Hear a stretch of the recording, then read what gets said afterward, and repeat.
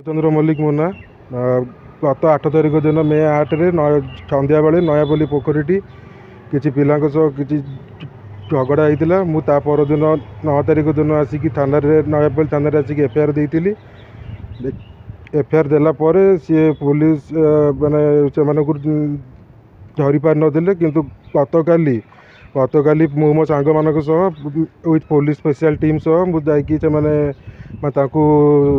धरवे police सफल होती आम भी किसी साहय करूँ पुलिस माने पुलिस माने टीम नहीं से धरी भर 2 जन को धरी आउ 4 जन पिला फेरार अच्छा से भी बहुत जल्दी धरवे बोली मोर आशा।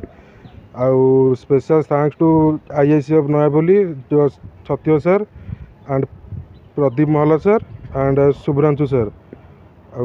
ये मोर ये आशा कि आईआईसी जो 2 जन को धरी से निश्चित फरवर्ड करेंगे आ मत उचित न्याय देवे।